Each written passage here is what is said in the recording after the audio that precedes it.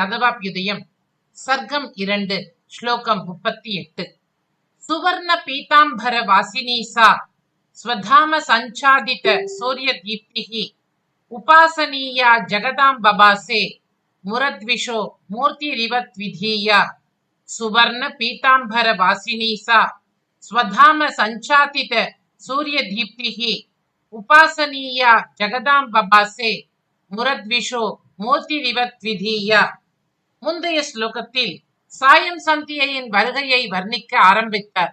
இதில் சந்தியா என்பவளை பெண்ணாகவே அழகான முறையில் வர்ணிக்கிறார். அவள் அழகான பீதாம்பரத்தை அணிந்திருக்கின்றாள். மனோகரமான சுவர்ணத்தோடு கூடியதாகிய பட்டுப்புடவை எனக் கொள்ளலாம். சந்தியா பிரகாசத்திலே சூரிய பிரகாசம் மறைவது இயற்கை. தனது பிரகாசத்தினால் சூரியனுடைய ஒளியை மறைப்பவளாய் முரன் என்ற அசுரனை கொன்ற பகவானின் இரண்டாவது ரூபமோ என்னும் வகையில் அமைந்தவளாய் உலகங்கள் உபாசிக்க வேண்டியவளாகிவிட்டாள். இன்னும் பெருமான் அவதரிக்கவில்லை. அவன் எப்படி இருப்பான் என தெரியாது. அதனால் சந்தியையே பகவானின் இரண்டாவது ரூபமாக இருந்தாள் என்று சுவாமி கொண்டாடுகின்றார்.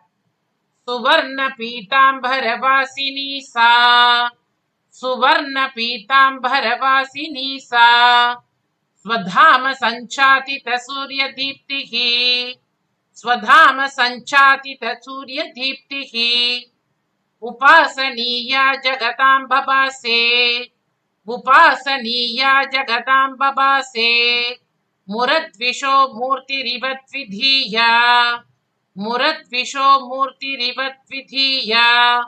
சுவர்ண பீதாம்பர வாசினி சா ஸ்வதாம சஞ்சாதித சூரிய தீப்திஹி உபாசனீயா ஜகதாம் பபாசே முரத்விஷோ மூர்த்திரிவத் விதீயா. சுவாமி தேசிகன் திருவடிகளே சரணம்.